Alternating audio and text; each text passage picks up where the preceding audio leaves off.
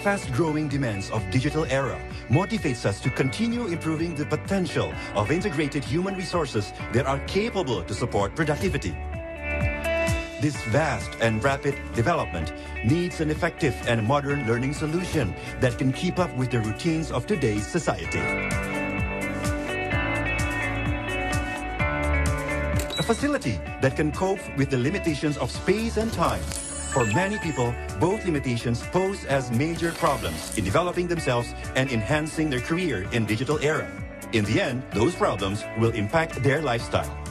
Universitas Terbuka is here to answer those problems by applying an open and distance learning system. A system that has proven effective in increasing the coverage and equal distribution of excellent higher education for all elements of society. Our learning system.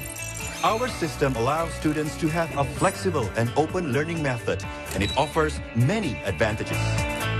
First one is the registration period, which is open throughout the year, so no more worry about late registration. Flexible space, time, and place. This is useful for students who still want to develop their knowledge wherever and whenever they want. Easily access printed and digital teaching materials in all corners of Indonesia and other countries. Our system gives opportunity to people from all groups and ages to learn and develop their knowledge, as well as their skills in all fields. With 39 regional offices all across Indonesia and overseas service centers, we are always ready to support operational activities and cooperations with various national and international institutions. We have numerous facilities to support student activities and learning process. From UT Radio, UT TV, learning assistance to online library. Universitas Terbuka offers you 4 credible faculties: Faculty of Education and Teacher Training, Faculty of Law, Social and Political Sciences, Faculty of Economics, and Faculty of Science and Technology. With more than 35 study programs and postgraduate programs.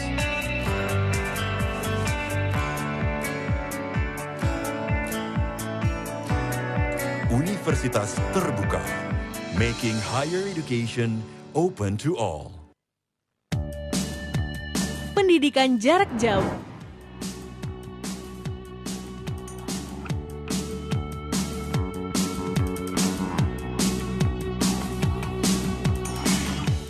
Terdapat di lebih dari 40 provinsi dan di luar negeri.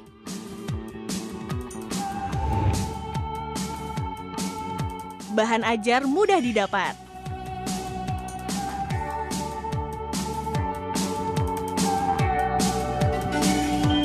Anda sedang mendengarkan UT Radio, Open Education. Diikuti berbagai macam profesi.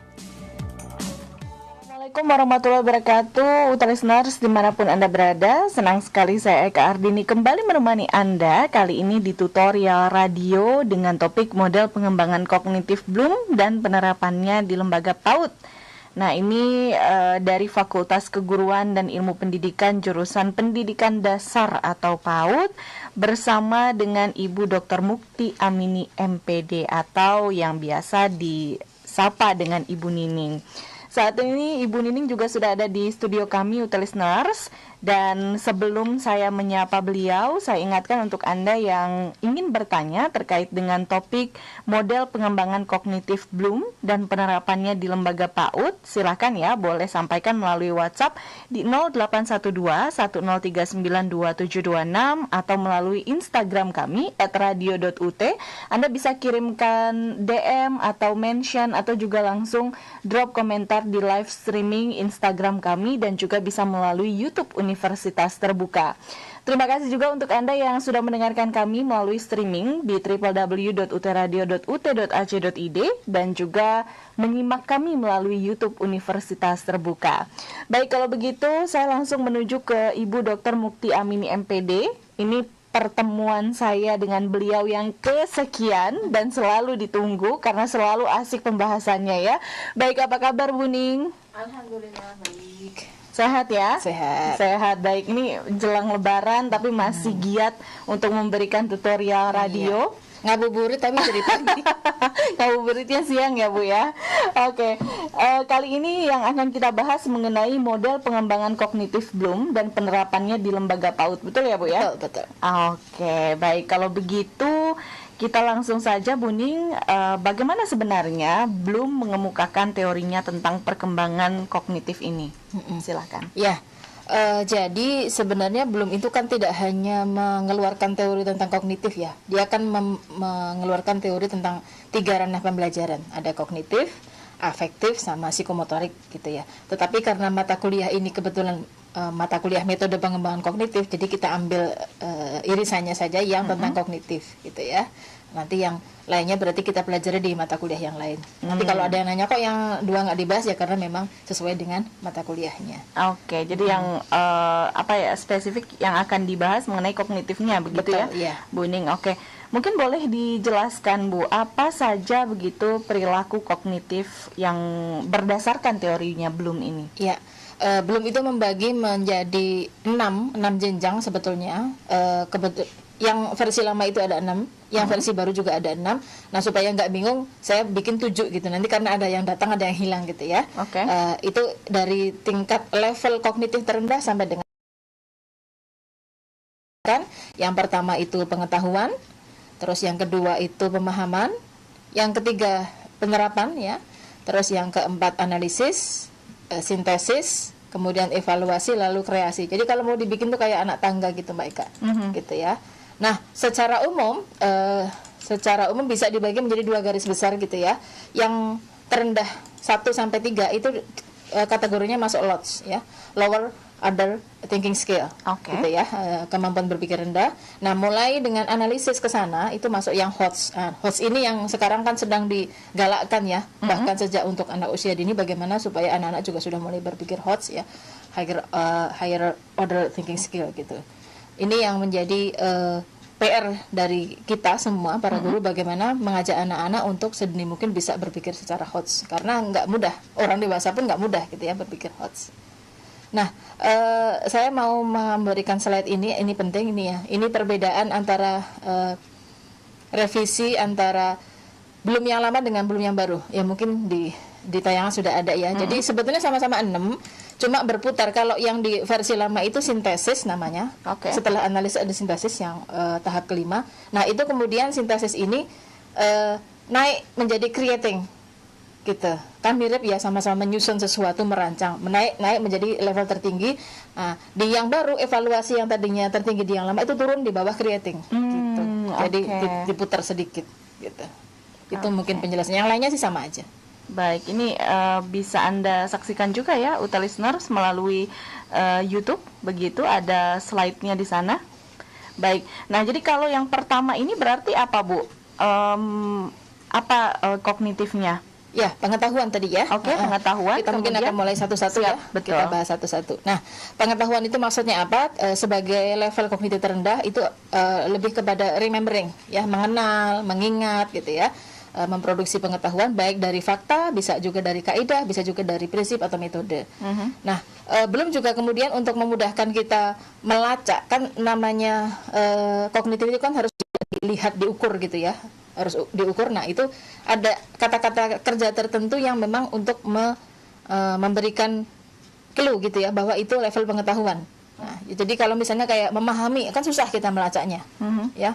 Aliran kebatinan kan kalau memahami itu bagaimana mengukurnya susah. Nah, belum itu membuat kata kerja operasional namanya, yang setiap level kognitif itu ada jenisnya, ada jenis kata kerjanya. Nah, untuk yang pengetahuan ini biasanya kita membuat kata kerjanya mengingat, menyebutkan gitu ya, menunjukkan, mengulang, menghafal ya, sebatas itu masih level yang paling rendah gitu ya.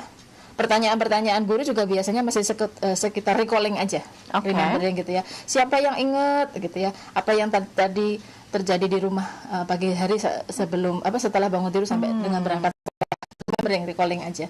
Itu yang paling simpel seperti itu. Oke, jadi kalau ada guru nanya-nanya siapa yang kemarin main di taman gitu misalnya ya, masuk berarti pengetahuan. itu pengetahuan ya Bu ya. Atau siapa yang hafal lagu apa gitu ya, lagu kan kalau anak-anak sekarang itu kan kalau saya lihat ya salah satu kekurangannya kan lagu-lagu wajib itu nggak hafal. Oke. Saya nanya anak saya sendiri aja lagu Desaku dia nggak ngerti, lagu Syukur dia antara inget apa enggak gitu. Rasa-rasanya zaman saya kecil itu semua lagu wajib deh itu kayaknya, kita tahu gitu ya, dan itu ada yang hilang kan di situ. Nah itu kan kayaknya juga perlu recalling yang semacam ini, nyanyi bareng nanti di recalling itu ya. Terendah bukan berarti jelek kan, artinya memang ada masa-masa bagaimanapun tahap itu harus dilalui gitu. Nah, oke, baik. Itu kognitif yang pertama, Bu. Kemudian yang kedua apa lagi? Nah, yang kedua tadi kan pemahaman ya, understanding. Nah, kalau pemahaman itu sudah di atasnya lagi, memang menggunakan mengingat, tetapi kemudian dia menggunakan informasi itu untuk hal yang yang lebih luas gitu ya, lebih rinci gitu ya, tanpa perlu diterapkan di suatu situasi yang berbeda. Kalau diterapkan nanti yang lebih tinggi lagi. Nah ini contohnya kalau di sana menyebutkan kalau yang pemahaman sudah menjelaskan gitu kan, lebih detail gitu ya, mendiskusikan, melaporkan itu kan lebih panjang gitu ya jangkauannya, mengelaborasi lah ya, meninjau, meringkas, menceritakan ya, menerjemahkan, nah itu yang seperti itu ya. Jadi nanti pertanyaan guru juga mengarahkan ke sana, yang jawabannya itu enggak yes or no atau cuma singkat tapi yang panjang, misalnya siapa yang bisa bercerita bagaimana terjadinya hujan gitu kan, panjang gitu ya. Terus kira-kira kalau misalnya setahun tidak hujan apa yang akan terjadi, kan panjang tuh jawabannya, nanti anak-anak cerita gitu ya. Atau misalnya coba siapa yang bisa cerita apa akibatnya kalau kamu tidak sempat makan pagi. Nah gitu-gitu kan berdasarkan pemahaman mereka akan ini. Gitu ya. Oke. Jadi lebih ke bisa menjelaskan begitu ya? Iya, bisa menjelaskan dengan lebih gamblang. Oke, kalau yang pertama sebatas pemahaman gitu, pengetahuan aja, ya. Betul. Yang kedua ini mereka seharusnya begitu bisa menjelaskan ya Bu. Ya. Baik, kemudian untuk tingkat perilaku kognitif yang ketiga ini apa Bu? Nah, yang ketiga ini kan applying ya, penerapan. Ini sudah langsung tindakan konkret ya, jadi sudah memahami. Nah, kemudian bagaimana istilahnya mewujudkan pemahaman itu dalam situasi yang lain yang konkret gitu ya. Nah, makanya kata kerjanya juga sudah lebih konkret, misalnya menggunakan, mengerjakan, menghitung ya, memberi contoh, bereksperimen ya, melakukan sesuatu, eksplorasi, membuat itu juga sudah masuk di sini, mempraktekkan dan seterusnya ya. Nah, ini sering banget dilakukan oleh guru TK sebetulnya gitu ya, dengan metode-metode yang salah satunya mungkin eksperimen kan ada ya, bisa juga melalui role playing, itu sudah bagian dari penerapan. Role playing tapi yang tanpa setting skenario, artinya kamu nanti ngomong ini ya, enggak, berarti kan bukan penerapan tapi benar-benar dituntun. Kalau ini misalnya cuma diberi kamu jadi Pak Tani, kamu jadi penjualnya, coba sekarang bagaimana, dialognya bagaimana, itu sudah penerapan di sana, karena anak-anak kan harus berpikir sendiri gitu ya. Bisa juga misalnya melalui simulasi bermain jual-jualan gitu ya. Guru membawa beberapa buah, terus kalau ini mengenalkan konsep pengurangan penjumlahan itu kan dengan benda konkret. Kalau di anak-anak biasa tuh, coba sekarang Bu Guru punya 10 jeruk, terus Ibu bagi 3 ke Ani, 2 ke Budi, sekarang tinggal berapa? Kan anak-anak sambil melihat, itu juga sudah penerapan gitu ya, yang seperti itu. Termasuk yang sering diadakan di TK-TK itu market day ya, anak diberi uang misalnya berapa, uang beneran gitu ya, bukan uang mainan, terus kemudian berbelanja nanti habis berapa, kan dia berhitung gitu ya. Kan sekarang suka ada market day, ada juga mungkin berkunjung ke toko terdekat, mereka tuh diminta untuk belanja sambil nanti melaporkan apa saja yang dibelanjakan, habis berapa, kembaliannya berapa. Nah, ternyata itu lebih bermakna lah bagi anak daripada cuma sekedar soal cerita yang mengerjakan di papan tulis gitu ya. Gitu. Oke, daripada mereka disuruh si ini beli ini gitu ya.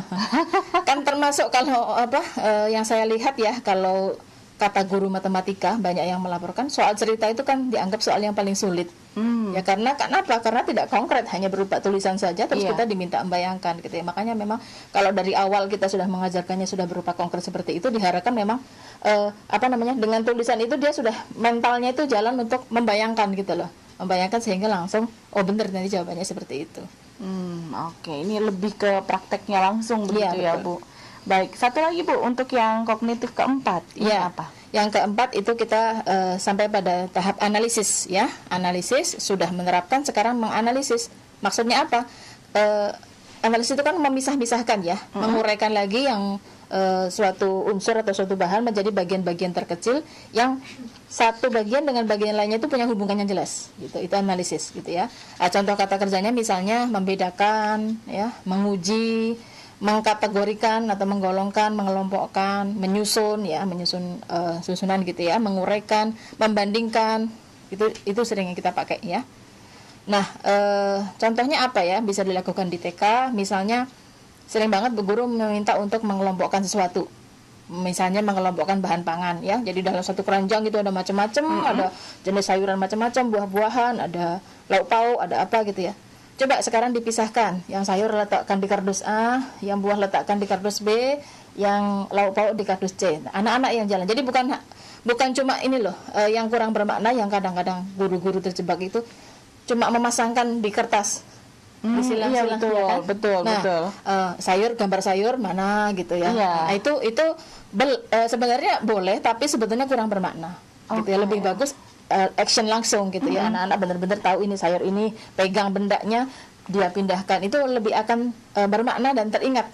Insya Allah sih selamanya gitu. Kenangan-kenangan itu sehingga ya jadi pengetahuan yang benar-benar hot tadi gitu ya. Oke, jadi bukan hanya melihat dari gambar ya anak-anak, tapi memang bisa melihat, bisa memegang bagaimana bentuknya gitu ya, bagaimana warnanya, ngelihat langsung, bukan hanya dari tulisan atau juga dari gambar ya Bu. Ya termasuk kayak misalnya membandingkan tinggi beberapa benda, kan mungkin kalau mau dibilang praktisnya ya udah pakai gambar aja, kan suruh ngurutin 1, 2, 3 mana, tapi itu kurang bermakna. Lebih bagus lagi memang kita siapkan beberapa benda dengan tinggi yang berbeda-beda, coba kamu urutkan ya. Kita hanya ngasih nomor aja 1, 2, 3. Nomor 1 itu paling tinggi sampai ke rendah seperti apa gitu ya. Ini banyak dipakai juga alat-alatnya, cuman kadang-kadang mungkin tinggal ketelatenan guru untuk meng-create alat-alat ini menjadi pembelajaran, karena ada mainan bayi yang bulat-bulat kayak donat itu ya. Dari besar ke kecil, ini juga sebetulnya analisis yang sangat sederhana ya, dari bukan warnanya yang dilihat, tetapi kan lebih kepada besarnya, dari besar ke kecil. Kalau langsung masuk yang kecil kan yang gede nggak bisa masuk gitu. Nah ini juga bagian dari analisis, meskipun mungkin anak-anak kalau bayi tentu saja masih coba-coba gitu ya, dia tidak menganalisis, dia lebih kepada trial and error. Tetapi anak yang lebih besar, anak usia dini, saya rasa sudah bisa berpikir dari oh ini gede, masuk duluan, dibandingin ini oh ini lebih gede lagi, ini duluan gitu. Seperti itu. Oke, ini menarik ya, listeners. Nah, tadi Ibu Ning sudah menjelaskan mengenai pengembangan kognitif Bloom dari nomor 1 sampai dengan nomor 4, berarti masih ada sekitar 3 lagi ya Bu ya? 3 lagi nanti akan dijelaskan di segmen berikutnya. Nah, tapi sebelum kita break, listeners, saya mau ucapkan terima kasih untuk Anda yang sudah mendengarkan kami melalui streaming di www.utradio.ut.ac.id, kemudian juga melalui YouTube Universitas Terbuka. Saya akan sapa, mudah-mudahan semuanya sehat ya. Ini ada Mas Maruba Pandiangan, kemudian ada Mbak Mujiatun, terima kasih sudah menyimak. Mas Heri Kristianto juga terima kasih sudah menyimak kami. Kemudian ada Mbak Muti Sagala, ada Mbak Maratun Toyibah, Mbak Vivian Rarasita, Mbak Salma Afwani Sawa. Banyak perempuan yang hadir pagi saat ini ya. Baik listeners, jangan kemana-mana. Nanti setelah ini kami kembali lagi, tentunya masih dengan topik model pengembangan kognitif Bloom dan penerapannya di lembaga PAUD. Ini adalah dari Fakultas Keguruan dan Ilmu Pendidikan, jurusan Pendidikan Dasar atau PAUD, bersama dengan Ibu Dr. Mukti Amini MPD. Tetap bersama kami di UT Radio, Open Education Station for All.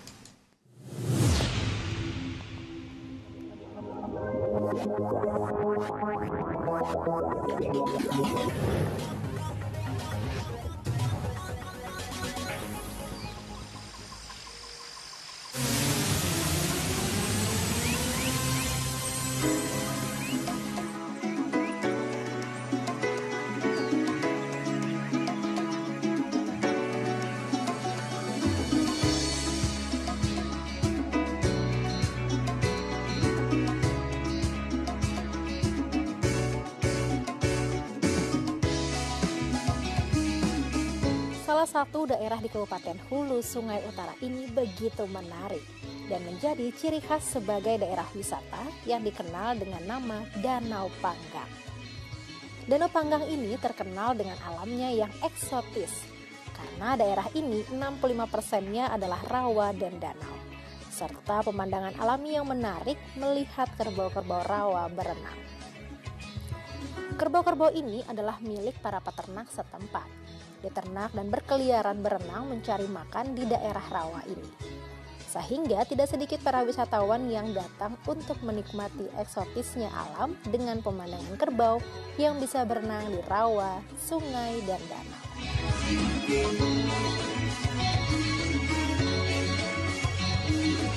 Begitu juga pemandangan yang sama dapat terlihat di wilayah Kecamatan Paminggir yang berada di sebelah barat Kecamatan Danau Panggang.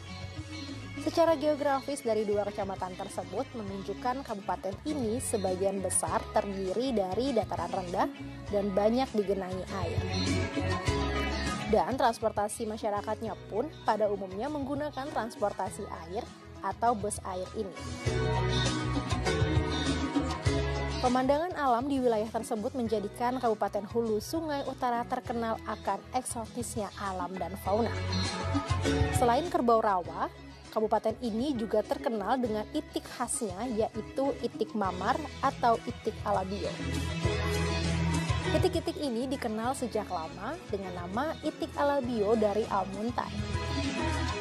Itik alabio sampai saat ini menjadi primadona usaha bagi peternakan maupun kuliner khas Almuntai, Kabupaten Hulu Sungai Utara. Itik alabio menjadi ikon khas kota ini dan menjadi monumen patung itik alabio yang terkenal sebagai maskot kota Almuntai atau Kabupaten Hulu Sungai Utara. Kota Almuntai terletak di pertemuan antar beberapa sungai. Almuntai pada awalnya adalah nama kabupaten sebelum menjadi Kabupaten Hulu Sungai Utara. Pusat pemerintahan dan perdagangan Kabupaten Hulu Sungai Utara berada di Kecamatan Almuntai Tengah. Disinilah pusat pemerintahan berada dan Almuntai Tengah merupakan kecamatan dengan penduduk terpadat di Kabupaten Hulu Sungai Utara.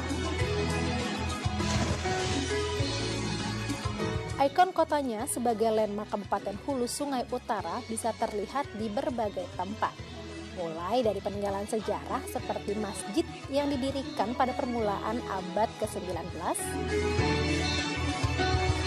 dan sebuah situs candi Hindu atau Candi Agung yang terletak di kawasan Sungai Malang, Kecamatan Almuntai Tengah.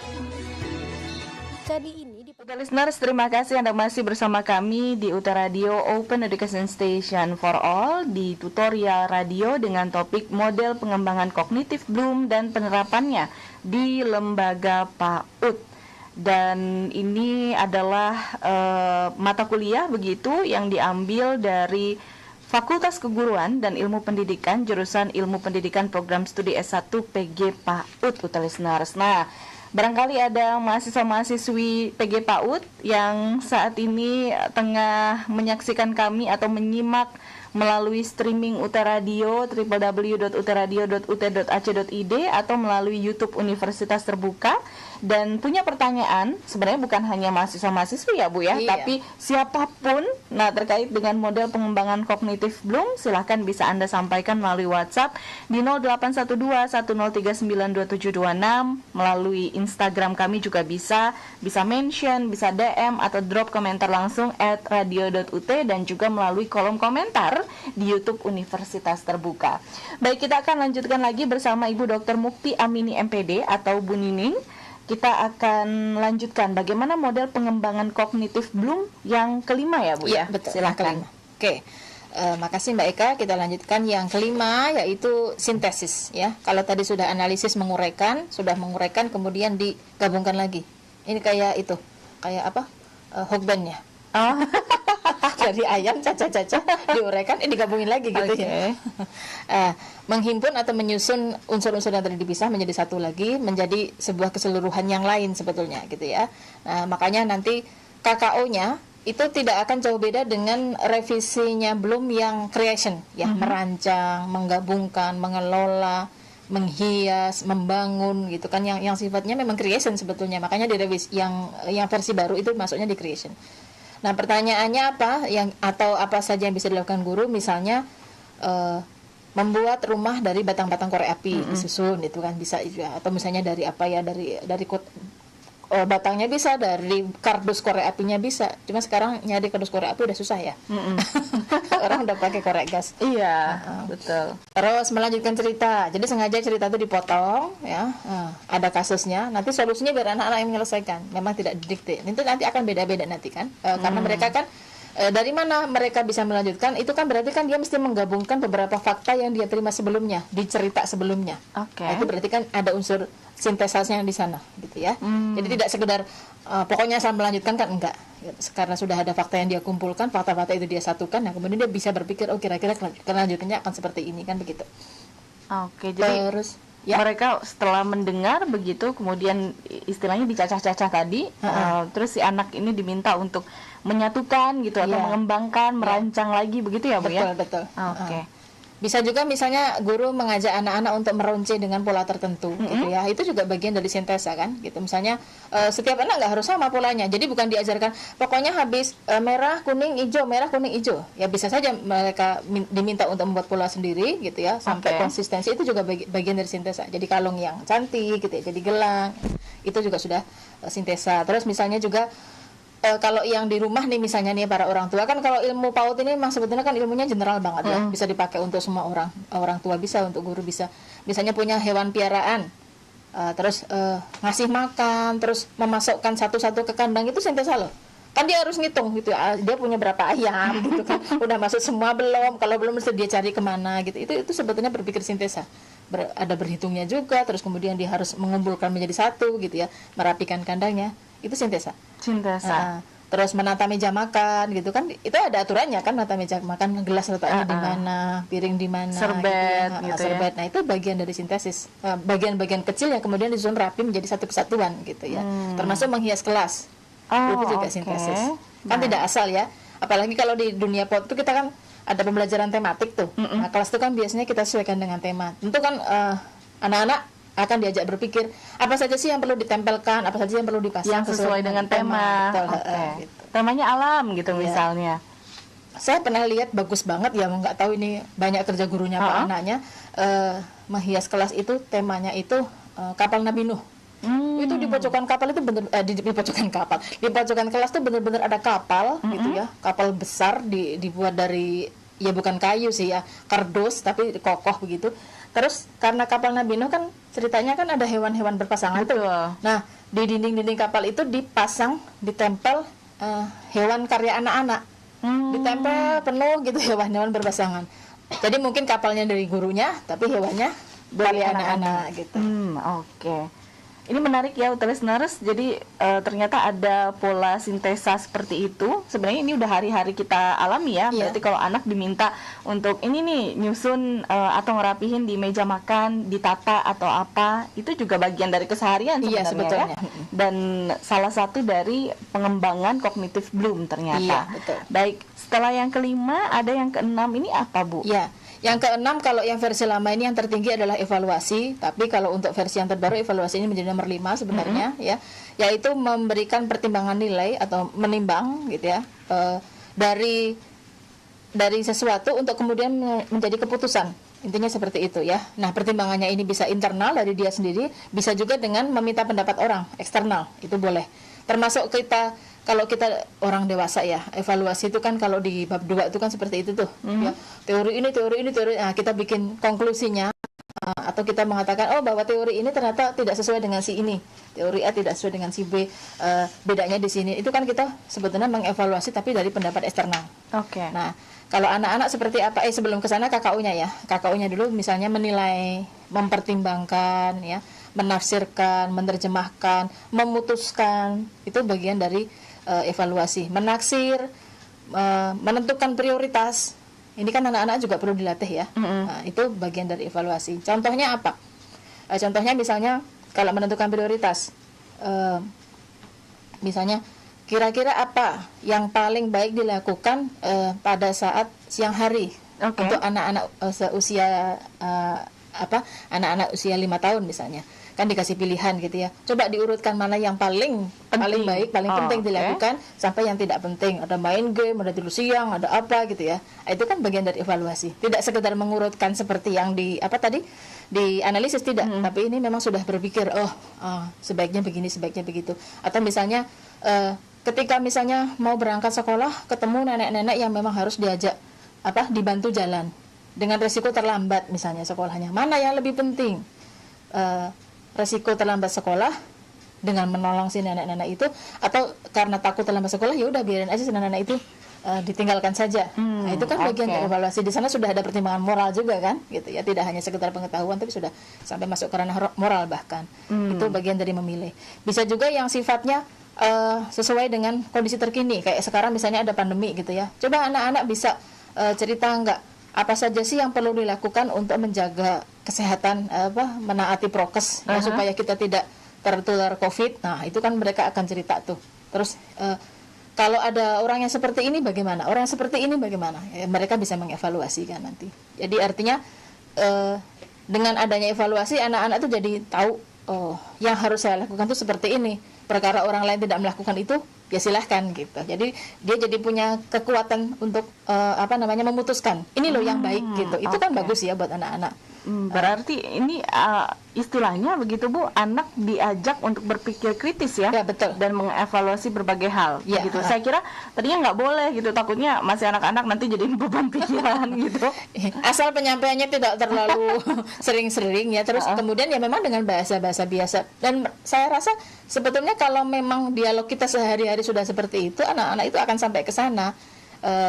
Kadang-kadang kita yang mungkin terlalu underestimate gitu ya, kayaknya enggak deh, ini ketuaan deh kalau ngomongin soal ini. Ternyata enggak, ketika mereka dimintai pendapat mereka ngerti kok kritis ya. Saya ingat banget anak saya almarhumah yang masih TK waktu itu ya. Dia itu pulang sekolah kan dijemput mbaknya karena saya masih di kantor. Terus ada temennya itu yang dijemput oleh neneknya gitu. Dia bisa bilang loh ke mbak saya, itu bilang gini, mbak itu kasihan ya si nenek ya, kan dia udah tua, kenapa nggak mbaknya aja atau mamahnya aja yang jemput, ya kan kasihan nenek mah harusnya di rumah aja. Itu kan berarti dia sudah mengevaluasi gitu ya, menempatkan seseorang gitu. Padahal masih usia playgroup, malah waktu itu masih sudah bisa bilang seperti itu. Ternyata karena keseharian banget, saya jadi ingat dulu adik saya ya Bu. Jadi adalah saya bilang gini, nanti Mbak mau tinggal di sini gitu. Terus kata dia, jangan, nanti anaknya kasihan, gak ada teman. Karena kayak nggak bersosialisasi lah gitu sama tetangga. Itu padahal masih kecil, masih TK. Berarti kan itu mereka dari mengamati, kemudian menggabungkan berbagai fakta tadi, sintesis, lalu kemudian mengevaluasi gitu, dia melihat. Oke, baik. Nah, kemudian tadi 6 itu evaluasi Bu. Berarti ini ada satu lagi ya, kata ada Bu. Satu lagi yang revisinya belum, itu yang kita sebut dengan kreasi gitu ya. Nah, kreasi ini kalau yang versi lama sebetulnya sintesis, sama saja gitu ya, hampir sama. Itu menciptakan sesuatu dari unsur-unsur itu menjadi sesuatu yang baru, kan hampir sama dengan sintesis tadi ya. Jadi kata kerjanya juga nggak jauh beda, membangun, merencanakan, memproduksi, kan sama kan, merancang ya. Mengkombinasikan, merekonstruksi, menciptakan, ya, create. Intinya itu menciptakan sesuatu, tetapi bukan menciptakan asal aja, enggak. Berdasarkan tahapannya tadi, dari sudah mengetahui, sudah memahami, kemudian dia sudah menerapkan, sudah sampai analisis, baru kemudian menciptakan. Gitu ya.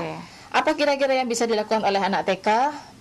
Ada beberapa hal. Misalnya, ya tadi merombak kelas dengan sesuatu yang baru gitu ya, tema yang baru itu kan tadi sudah ya di sintesis kita bahas.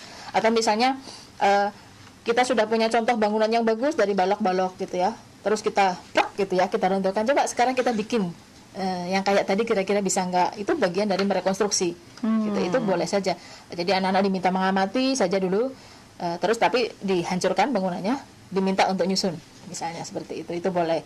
Atau kemudian membuat agenda perjalanan gitu ya. Kalau kita kira-kira mau pergi seharian ke kebun binatang, kira-kira coba bisa nggak kita bikin agenda perjalanan, setiap jamnya itu apa saja yang perlu kita lakukan. Itu bagian dari merancang perjalanan kan. Ya itu sudah bisa dilakukan meskipun tidak harus dengan tulisan gitu ya. Mereka lesan, guru yang banyak menulis mungkin, atau dengan ikon tertentu gitu. Oke, baik. Nah, kita kan sudah bahas nih Bu, 7 tingkat perilaku kognitif menurut Bloom ya. Iya. sebenarnya apa saja sih manfaat-manfaat tingkat perilaku kognitif dalam pembelajaran? Iya. Secara umum itu manfaatnya ada 4. Nanti kita juga akan bahas satu-satu ya.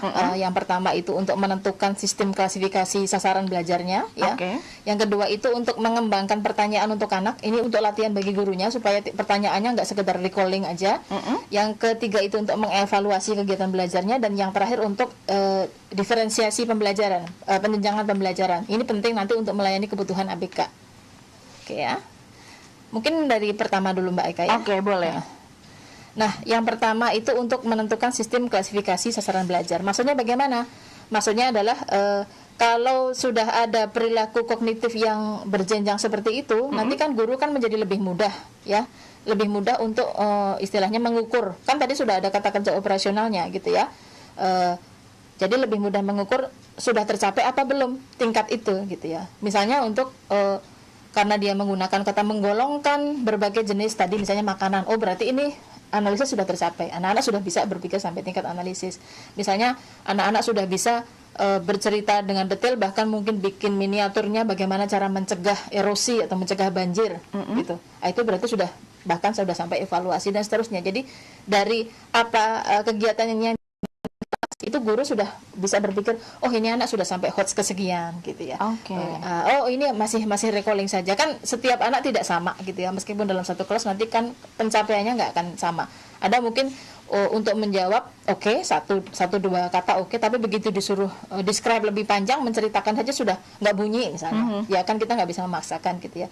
Tetapi ini pun sudah bisa dialihkan. Oh mungkin dia kalau lesan nggak bunyi, tapi nanti mungkin kalau dengan gambar dia bunyi gitu. Ada anak yang memang lebih aktif di motorik halusnya gitu. Dia bisa cerita ketika ada sesuatu, itu juga bisa gitu ya. Kemudian manfaat yang lainnya, Bu? Manfaat yang kedua itu untuk mengembangkan pertanyaan pada anak. Jadi kenapa ini perlu? Karena selama ini kan kalau tidak jenjang kognitif 1 sampai 7 atau sampai 6 ini dipahami oleh guru kan cenderungnya kan paling-paling hanya sampai menerapkan, menyebutkan, menjelaskan sampai menerapkan, memberi contoh ya, C1 sampai C3 saja. Tetapi ketika kita sudah mengetahui ini, kita kan menjadi termotivasi untuk membuat pertanyaannya lebih tinggi lagi. Ternyata bisa kok anak usia dini gitu ya, atau melakukan kegiatan yang bisa mengasah ke tingkat kognitif yang lebih tinggi tadi. Dan memang ini agak mungkin untuk awal-awal sulit, sehingga guru perlu latihan ya. Mungkin perlu ditulis dulu. Ya tidak apa-apa. Ya, saya pernah lihat di TK Al-Azhar itu bahkan untuk kata-kata sehari-hari yang harus diucapkan, yang yang yes dan no itu ada ditulis. Itu ada panduannya, apa yang boleh diucapkan, apa yang tidak boleh diucapkan. Guru itu memang ditulis semua. Itu kan menjadi reminder buat kita gitu ya. Oh, kalau yang pertanyaan seperti ini masuk sintesis, oh kalau pertanyaan seperti ini masuk evaluasi, sehingga pas mempraktekkan itu kita enggak apa ya gitu ya, spontan gitu enggak, tapi sudah kita rencanakan. Baik. Nah, nanti di segmen terakhir kita akan bahas mengenai tantangan nih untuk para guru di PAUD ya, Bu ya. Seperti apa sih gitu dalam mengembangkan kognitif Bloom ini ya. Betul. Kita akan bahas di segmen 3, listeners. Saya juga ucapkan nih dan saya sapa untuk Anda yang menyimak kami melalui YouTube Universitas Terbuka.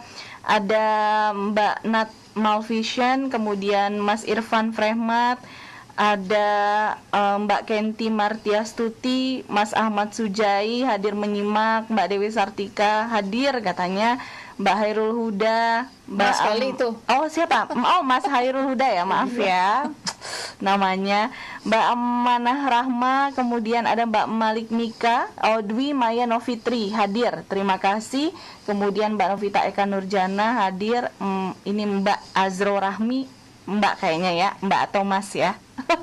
Mohon maaf kalau saya salah menyebutkan. Baik, listeners, saya juga ingatkan Anda yang ingin bertanya terkait dengan topik pembahasan kita kali ini mengenai model pengembangan kognitif Bloom dan penerapannya di lembaga PAUD bersama Ibu Dr. Mukti Amini. Silakan Anda bisa sampaikan melalui WhatsApp di 081210392726 atau melalui Instagram kami langsung @radio.ut. Bisa drop komentar di sana, DM atau mention boleh, atau juga melalui kolom komentar YouTube Universitas Terbuka ya. Baik, jangan kemana-mana, tetap bersama kami di UT Radio. Nanti kami kembali lagi di segmen 3 masih dengan topik model pengembangan kognitif Bloom dan penerapannya di lembaga PAUD.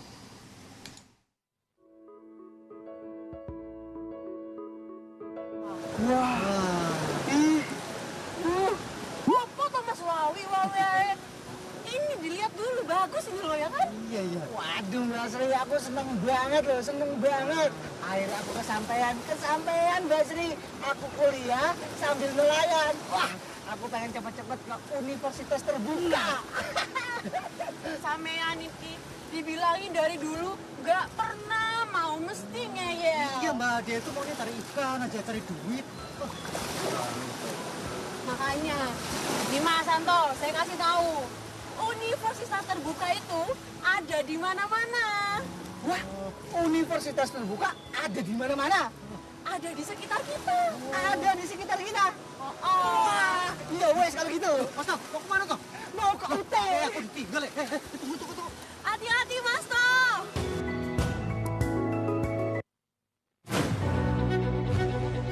Sejak universitas terbuka diresmikan, kami telah menjadikan teknologi komunikasi digital sebagai alat perkuliahan. Dengan peralatan yang canggih dan tentunya dukungan tenaga profesional, serta sarana-prasarana yang sangat memadai untuk mendukung terselenggaranya pendidikan dan pembelajaran mahasiswa UT melalui berbagai modus pembelajaran berbasis teknologi dan diseminasi inovasi. Inovasi tiada henti terus kami lakukan untuk menjadi universitas yang network, digital, dan virtual. Telah menjadi pegangan bagi mahasiswa bahwa UT sangat mengikuti perkembangan zaman, bahkan menjadi pelopor kampus digital di Indonesia. Jangan ragu untuk bergabung bersama kami dalam menggapai cita-cita. UT menjangkau yang tidak terjangkau. Hanya UT yang bisa begini.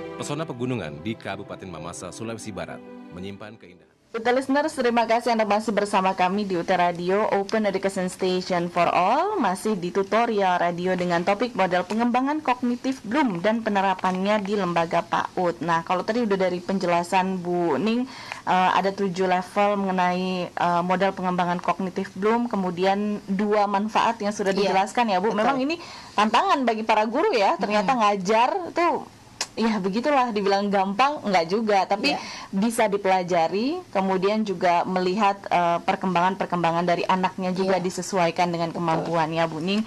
Baik, kalau begitu untuk manfaat lainnya Bu, ini apa aja, apa lagi? Mau mengomentari sedikit tadi ya, jangan sampai misalnya ada kesan, guru TK kan gampang, tinggal ngajarin tepuk-tepuk sama nyanyi-nyanyinya aja selesai. Ternyata tidak semudah itu gitu ya. Bahkan kalau di negara-negara maju itu kan guru TK itu malah profesor gitu. Jadi mereka memang diminta oleh negara secara khusus untuk memberikan fondasi dari awal bagaimana seharusnya mendidik anak itu gitu ya. Itu kita perlu pelajari juga tentang itu. Nah, sekarang kita yang ketiga ya, Mbak Ika ya, tentang manfaat yang ketiga dari taksonomi Bloom ini adalah untuk mengevaluasi kegiatan belajar. Maksudnya dalam satu kegiatan sebetulnya itu tidak hanya mencapai 1 atau 2 perilaku kognitif, tapi bisa langsung beberapa gitu ya. Apalagi kalau di TK itu kan sudah ada bungkus tema.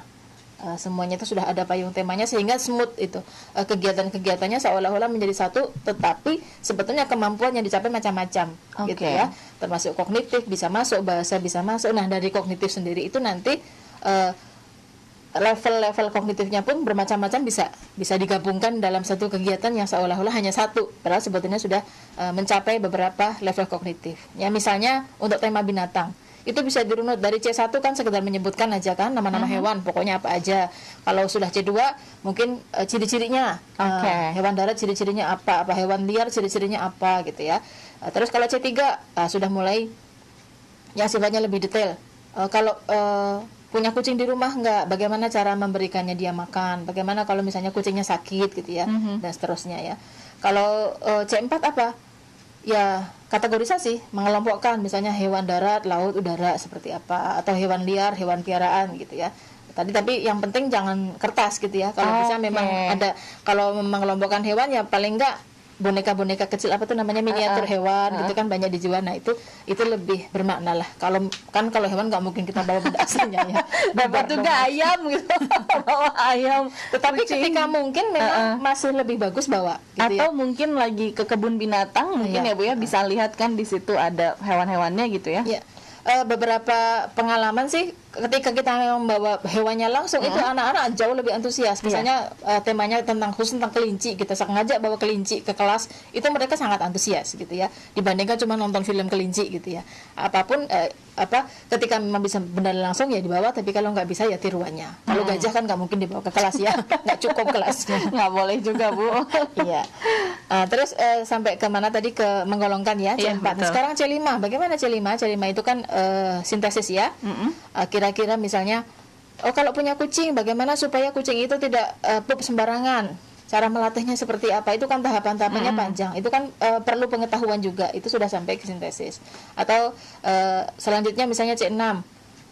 Nah, bisa diajak berpikir. Anak-anak siapa yang punya kucing? Pada gini semua. Coba kira-kira kenapa sih kok anak-anak itu rata-rata suka sama kucing gitu? Itu sudah evaluasi. Sudah bagian dari evaluasi. Nah, kalau creationnya apa? Misalnya membuat kandang gitu ya, kandang kucing, kandang ayam, tapi yang pakai syarat-syarat, nggak asal bikin kandang, ya, yang higienis yang seperti apa, yang tersedia untuk tempat minum, tempat makan, dan seterusnya itu kan pakai pengetahuan dulu gitu kan, tidak tiba-tiba bikin. Gitu. Ini menarik sih ya listeners. Jadi satu tema dapat digunakan untuk mencapai 6 tingkat kognitif sekaligus ya, Bu Ning. Manfaat taksonomi Bloom yang lain ada lagi kan? Ya, terakhir ya, itu adalah untuk melayani kebutuhan ABK yang berbeda-beda, tetapi tanpa memisahkan dia dari anak lain. Jadi ini sebetulnya di pekannya lalu kita sudah menyampaikan seperti ini ya, bahwa perlu juga ada perbedaan tugas, tingkat kesulitan tugas itu disesuaikan dengan kemampuan. Nah, di sini perlunya itu ya. Jadi tugas untuk anak ABK ini tidak harus sama kuantitas maupun tingkat kesulitannya dengan anak-anak yang lain, tetapi kita kalau untuk ABK itu kan sebetulnya rentangnya panjang Mbak Eka. Anak berbakat pun kita sebut ABK. Gitu ya. Spektrumnya itu kalau yang sebelah kiri itu istilahnya yang slow learner, retardasi mental, istilahnya sebelah kanan tuh anak-anak yang jenius, berbakat itu masuk ABK juga. Karena kan dia butuh perlakuan khusus. Gitu. Anak dengan kebutuhan khusus itu sampai ke sana. Nah, spektrum kiri sama spektrum kanan ini kan harus dilayani semua oleh guru. Nah, makanya dengan guru memahami tadi, mana yang hot, mana yang lots, dia bisa memberikan, kalau yang slow learner udahlah, lots sudah cukup lah gitu ya. Kalau yang nanti kalau dia terlalu berat kan dia udah keburu bete, putus asa, udah nggak mau melanjutkan kegiatannya lagi, dia bilang, Bu, aku nggak bisa gitu kan. Nah, kebalikannya, anak-anak yang memang berbakat mungkin kalau diberikan tugas yang biasa-biasa saja, yang so-so aja kan dia cepat bosan. Nanti akhirnya dia mengganggu temannya kan, loncat ke sana, loncat ke sini gitu kan. Nah, dia perlu diberikan tugas yang jauh lebih sulit, yang hot tadi, supaya dia tekun dengan tugasnya itu. Biar anteng ya. Jadi sengaja dikasih pancingan tugas yang lebih sulit, lebih banyak gitu ya, anteng dan terpenuhi rasa bosannya itu. Kan memang mereka akan cepat bosan nih penyakitnya anak-anak berbakat ini ya. Tapi itu kan tantangan bagi guru. Nah, itu salah satu fungsi kenapa guru perlu memahami tentang perilaku kognitif ini. Baik. kita menuju ke YouTube ya. Nampaknya sudah banyak pertanyaan Oke, juga silakan. nih Bu Ning. Saya sapa terlebih dahulu. Mudah-mudahan sehat semuanya. Mas Antonius Cakra, terima kasih sudah hadir. Mbak Kristina, ya kok saya Mbak, kata Mas Hairul Huda. Saya ingetnya tuh Nurul Huda kan teman saya perempuan ya. Tutor PAUD soalnya saya Oke, baik. Mudah-mudahan sehat ya Mas Hairul Huda. Terima kasih sudah menyimak kami. Kemudian Gian, saya ingin bertanya dong, boleh silahkan ya, pertanyaannya ditunggu. Ini udah sesi akhir loh. Mbak Rohmah Ageng Mursipa hadir menyimak, Mbak Isa Hidayati hadir, Rasio hadir, kemudian Ipong Suginarti hadir. Nah, pertanyaannya dari Mbak Maria Teresia.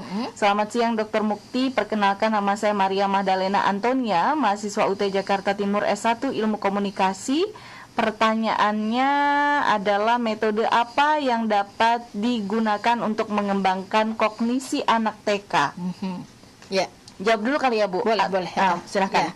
Ini beda jurusan tapi menyimak ya, ilmu komunikasi. Oke, rajin nih Mbak Maria nih. Makasih Mbak Maria. Jadi memang ya, makanya saya katakan tadi kalau ilmu PAUD itu sebenarnya general, apalagi kalau ibu-ibu atau calon ibu memang ya butuh ya ilmu PAUD ini. Tentang metode apa yang bisa digunakan untuk mengembangkan kognitif, sebetulnya semua metode itu bisa dijalankan. Kan kalau di TK itu ada beberapa metode ya, dari metode bernyanyi, terus metode bermain peran, demonstrasi, eksperimen, semuanya itu menyentuh level-level perilaku kognitif tadi gitu ya. Mana yang cocok, misalnya kalau untuk eksperimen, tentu itu lebih kepada apa ini kalau eksperimen kira-kira evaluasi kan, evaluasi gitu ya. Kalau misalnya role playing ini mungkin bisa ke penerapan gitu ya. Seterusnya, jadi dilihat metodenya sesuai dengan tingkat kognitifnya. Saya rasa semuanya bisa masuk. Yang penting kalau anak usia dini ya bukan metode yang full ceramah, bubar. Kalau full ceramah tentu yang harus banyak hands on learning gitu ya, anak-anak nyoba langsung. Ya udah gede juga kalau ceramah pada ngantuk. Apalagi puasa ya. Oke, ini dari itu ya jawabannya Mbak Maria Magdalena Antonia. Terima kasih pertanyaannya sudah dijawab sama Ibu Ning. Kemudian dari Mbak Salma Afwanisa. Izin bertanya, kita tahu bahwa dalam satu kelas anak-anak memiliki tahapan kognitif yang berbeda. Betul. Yang ingin saya tanyakan, bagaimana seharusnya sikap guru? Apa stay di satu tahap sampai semua anak mampu atau bagaimana? Nah, ini cocok sekali dengan yang kita bahas tadi, yang manfaat keempat sebetulnya. Kita perlu ada diferensiasi pembelajaran itu ketika memang kita sebagai guru kan kita sebagai observer juga. Kita sudah bisa memetakan kan. Makanya kalau tidak bisa individual ya paling enggak pengelompokan, kan saya sering bilang begitu ya, pengelompokan rendah, sedang, baik gitu ya. Paling enggak tugasnya dibagi 3 kelompok, itu tingkat kesulitannya. Jadi memang nanti ya kita harus menandai yang masuk rendah itu bukan berarti nanti satu kelompok satu meja itu rendah semua, enggak. Duduknya sih mungkin mencar-mencar, tapi kita di kepala itu sudah ngerti, oh anak saya yang kira-kira tugasnya itu harus lebih mudah atau mungkin cukup C1 C2 si ini. Oh anak saya yang kira-kira rata-rata biasanya lebih banyak nih ya, kan kurvanya begini. Ini biasa-biasa aja. Ini berarti mereka C3 bisa lah gitu ya. Oh ini yang memang kelihatan suka lari-lari di kelas karena berbakat, karena saking pinternya. Ini kasih tugas ada yang C5 nih kayak gini nih kerjaannya gitu. Kita sudah menandai itu. Jadi perlu memang guru itu menyiapkan itu jenis kegiatan yang berbeda, kegiatannya sama tapi tingkat kesulitan dan kuantitasnya berbeda, itu yang diutamakan. Kayak yang tadi itu ya Bu, kalau anaknya karena bagi dia udah gampang nih soal gitu ya, kasih yang rada-rada sulit gitu ya biar dia anteng gitu kan, nggak ngegangguin temennya yang lain. Betul. Oke. Itu pertanyaannya sudah dari YouTube ya. Kemudian Mas Hairul Huda bisa di-share PowerPoint-nya Bun katanya. Ya, nanti di Japri aja ya. Oke. Kemudian ada Mas Sri Tepen. Salam kenal dari UPBJJ Jakarta Teknologi Pendidikan. Terima kasih sudah menyimak kami ya. Terima kasih. Baik. Ini lintas prodi ya, ada Tepen, ada ilmu komunikasi. Terima kasih semuanya. Ramai bukannya. Baik Bu Ning, boleh memberikan kesimpulan terkait dengan apa yang kita bahas kurang lebih 1 jam ini mengenai model pengembangan kognitif Bloom dan penerapannya di lembaga PAUD. Silakan. Iya. Jadi salah satu tugas utama guru itu kan adalah mengembangkan kognitif anak. Nah, sebelum kita bisa mengembangkan kognitif anak, supaya kita tahu apa saja yang perlu kita kembangkan, kita perlu mengetahui level kognitif ini yang salah satunya bisa kita ambil dari pendapat Bloom. Nah, Bloom kemudian membagi menjadi 6 ya sebetulnya, kalau kita bilang 7 ntar salah lagi. 6 versi lama, 6 versi baru. Saya langsung ke yang versi baru saja. Jadi dari pengetahuan, pemahaman, penerapan, analisis, evaluasi, lalu kreasi. Nah, ini menantang karena pengalaman selama ini atau pengamatan kita selama ini, kita biasanya lebih banyak bermain di 3 yang bawah ini ya. Sekedar pengetahuan, pemahaman, penerapan, paling jauh penerapan. Nah, tantangan bagi kita adalah supaya mengajak anak-anak untuk berpikir HOTS ya, melalui analisis, evaluasi, dan kemudian kreasi. Jadi berdasarkan pengalaman tadi, berdasarkan analisis ini ya, tidak sekedar kreasi yang biasa saja. Ini tantangan, tapi saya rasa bisa dilakukan dan sangat mungkin memang sudah bisa kita ajarkan sejak usia dini, gitu ya. Sehingga nanti ketika dia dewasa memang sudah terbentuk itu ya. Kebiasaan untuk mampu berpikir secara kritis. Tingkat tinggi gitu. Oke, baik. Bu Ning, ini ada satu lagi pertanyaan, masih boleh silakan. Oke, ini saya nggak tahu nih, Mas Ipong Suginarti apa Mbak nih? Mbak, aduh tuh kan depannya Ipong kan ya, Mbak Ipong Suginarti, mohon maaf ya. Izin bertanya, saya masih kesulitan membedakan antara kemampuan kognitif analisis dan menilai atau evaluasi. Oh ya. Analisis kan lebih rendah ya. Kalau analisis kan memisah-misahkan saja malah, memisahkan unsur-unsur itu, mengurai gitu ya.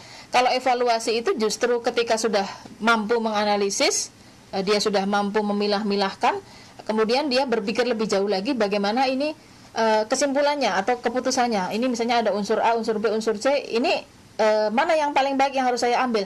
Misalnya kan kita punya, kalau kita orang dewasa ya, kita kan punya plan A, plan B, plan C gitu ya. Dari sekian banyak plan ini mana yang harus saya laksanakan gitu ya. Prioritasnya yang mana dulu, kan kalau orang sibuk begitu tuh ya, biasanya dia kegiatan bentrok 3 mana dulu yang harus saya datangi ini gitu ya. Kalau sekarang kita kondangan ya, kondangannya siapa dulu nih, kondangan teman, kondangan bos, apa kondangan tetangga gitu. Itu kan sebetulnya melalui evaluasi sederhananya sih, tetapi artinya apa? Berbeda dengan analisis yang memang sekedar cuma memisahkan. Kalau evaluasi itu memang sudah dengan pertimbangan matang, memang melalui analisis dulu sebelumnya gitu ya. Oh, kalau datang ke tetangga begini, apa akibatnya? Oh, kalau nggak datang ke tempat bos begini akibatnya, kan ada ininya, ada sesuatu, ada alasannya masing-masing. Oke, baik, mudah-mudahan terjawab ya, Mbak Ipong. Itu tadi sudah dijawab oleh Ibu Ning. Mbak Nova, selalu senang mendengarkan penjelasan dari Ibu Mukti Amini. Sama, saya juga favorit. Terima kasih. Oke, ada tambahan lagi Bu sebelum kita closing, kesimpulannya atau ingin menambahkan? Ya, terima kasih untuk teman-teman yang sudah setia mengikuti siaran tutorial radio dari PAUD. Ya, saya harapkan tetap terus mengikuti. Masih ada beberapa seri lagi nanti ya, meskipun tidak dengan saya, karena di PAUD itu kan sebetulnya dosen kami ada 36 Mbak. Oke. Gitu ya, ada banyak nanti gantian gitu ya. Kalau saya tuh nanti bosan Mbak Ikanya juga, kasihan gitu ya. Nanti ada yang lain.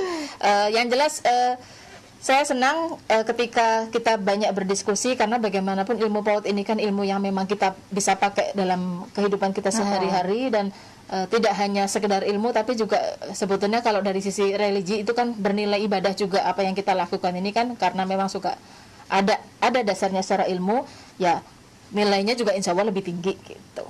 Tidak sekedar melaksanakan tugas rutin biasalah sebagai pendidik maupun sebagai orang tua. Baik, terima kasih Ibu, dan mudah-mudahan apa yang disampaikan juga memberikan manfaat ya Bu. Amin. Ya. Ibu tetap sehat, Amin. Sukses selalu juga, karena sebentar lagi Lebaran. Mohon lahir batin, mohon lahir batin. Buat pemirsa juga semuanya. Selamat Lebaran juga untuk Bu Ning dan keluarga. Sama-sama. Baik, listeners, demikian tadi tutorial radio kami bersama dengan Ibu Dr. Mukti Amini MPD dengan topik model pengembangan kognitif Bloom dan penerapannya di lembaga PAUD. Saya ucapkan terima kasih juga ya untuk Anda yang benar-benar sudah menyimak dan memberikan pertanyaan melalui YouTube dan juga mendengarkan kami melalui streaming di www.utradio.ut.ac.id. Dan saya masih akan terus melanjutkan kebersamaan kita di UT Radio, jadi jangan kemana-mana, tetap bersama kami di UT Radio, Open Education Station for All.